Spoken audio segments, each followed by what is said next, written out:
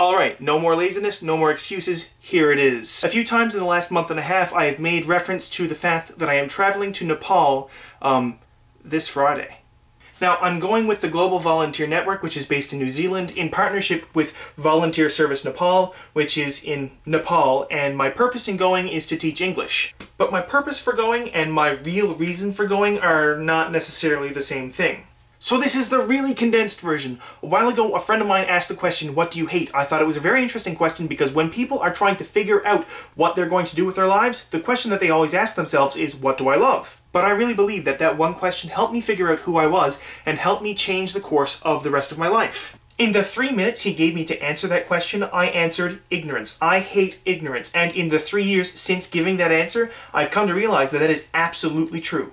I hate ignorance. I hate it. I hate it with a passion.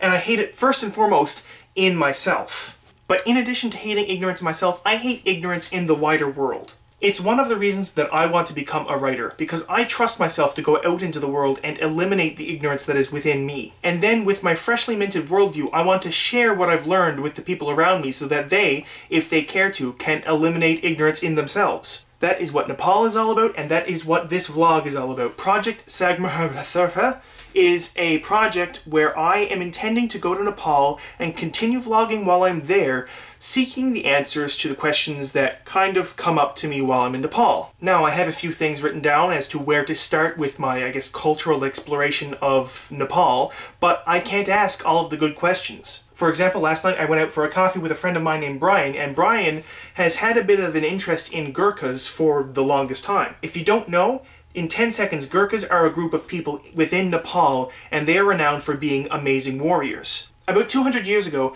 the British had a war with Nepal, and while the British won, they didn't take over Nepal. But they were so impressed with the conduct of the Gurkhas during the war, they reserved the right to hire Gurkhas into the British armed forces for the rest of time, which they take advantage of to this day. My friend Brian said, Josh, if I was in Nepal, I would take one of my days off, and I would go and see if I could seek out one of these modern Gurkhas. And I would ask him what it's like to be renowned the world over as an incredible warrior, and what it's like to be a person of Asian origin inside the Queen's army, inside a white army.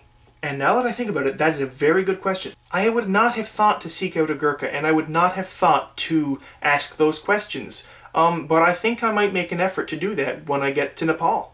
So I'm going on an adventure to Nepal, but I'm trying to take all of you with me. If you have ideas about things that I should try and do, or questions about what it's like in Nepal, just ask them to me on my YouTube channel, or on a video comment, or even through Twitter. My username is Kenmore Thompson. I'll put the link in the underbar. And I'll try to take your suggestions or to seek out the answers to your questions, and hopefully this can be like a bit of a group learning experience because, like I said, I can't ask all the good questions. Before this gets too long, that is what Project Sagarmatha is all about. Sagarmatha? Sagarmatha? Sagarmatha? Sagarmatha? I had a hard time naming this project because everything needs a name in my life. So I chose Project Sagarmatha. I think that's how you say it. It is the Nepali word for Mount Everest. Quick story, because I think this is really interesting. When the British identified Mount Everest as the highest peak in the world, they didn't know what it was called. They just gave it like a letter, number sort of name for the time being to identify it, but they didn't really have a name. And their policy was to name the mountains and peaks whatever the local populations called them. But at the time, both Tibet and Nepal were barring outsiders from entering. So the Royal Geographical Society had no idea what the locals called Mount Everest, so they just gave it a name. They named it after George Everest, actually, is how you pronounce it properly, apparently. Turns out the local name for Everest was Chomolungma? Chomolungma?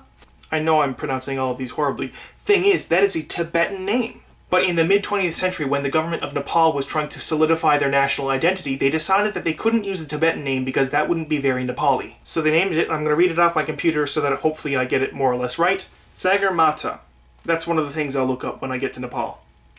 So yeah, I figured it would be a good name for this project, and there it is.